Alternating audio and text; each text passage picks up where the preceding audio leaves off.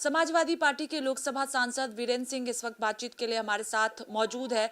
महिला आरक्षण को लेकर विपक्षी पार्टियों की ओर से कई तरह के सवाल उठाए जा रहे हैं। बातचीत करते हैं। सर, कल महिला आरक्षण बिल पेश होना है। विपक्षी पार्टियां परिसीमन को लेकर खासतौर पर कांग्रेस पार्टी सवाल उठा रही है। समाजवादी पार्टी का क्या रुख है? देखिए, महिला आरक्षण बिल 2023 में तो पास हो चुका है। अब संशोधन लाना चाहती है। हम सब की मांग ये थी कि आप जातिगत जनगणना कराइए और जनगणना के आधार पर परिसीमन आप कराइए और परिसीमन के आधार पर आप महिला आरक्षण बिल को ले आइए। लेकिन भारतीय जनता पार्टी राजनीतिक लाभ के लिए अब वो आनन फानन में 2011 की जनगणना के आधार पर ये बिल लाना चाहती है और इसी की आड़ में परिसीमन भी करना चाहती है। तो हम सब विपक्षी नेता इस बात से थोड़ा असमंजस जरूर हैं कि जब जाति जनगणना की बात सदन में हुई थी तो बिना जाति जनगणना कराए आप इतनी जल्दबाजी में महिला आरक्षण बिल जो लाए हैं, इसके पीछे कहीं राजनीतिक लाभ लेने की कोशिश तो नहीं है। और ऐसे समय में आप ला रहे हैं जबकि कई प्रदेशों में जो है देश के अंदर चुनाव चल रहे हैं।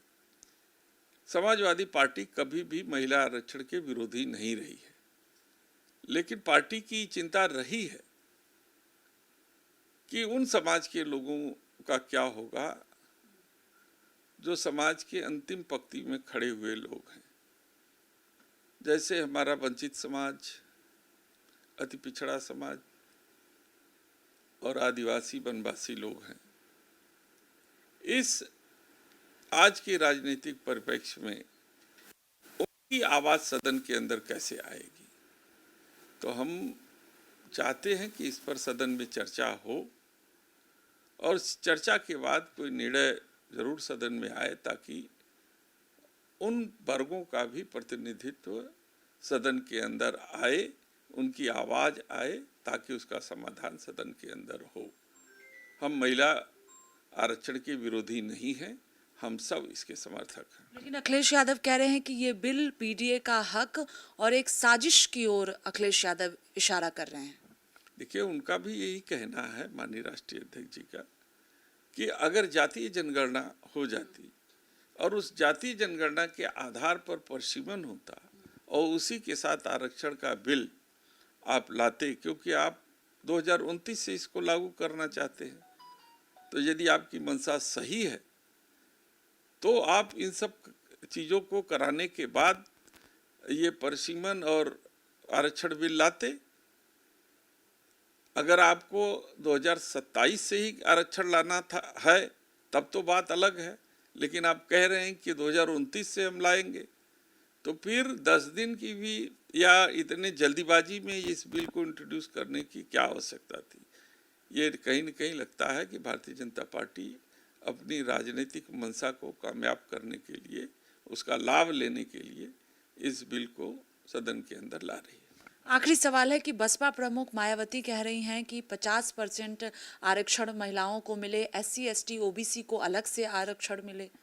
ये सब सारी चीजें जातीय जनगणना के बाद ही आएंगी कि जब जातीय जनगणना हो जाएगी तो किस समाज और किस जो है कि वर्ग की महिलाओं को कितना प्रतिनिधित्व मिलेगा, ये भी सवाल खड़ा होगा।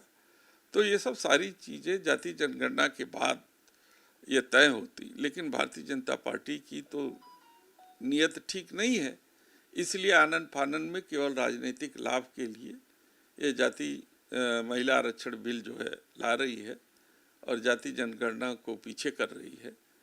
तो इस पर चर्चा सदन में होगी, पहले इंट्रोड्यूस तो हो बिल।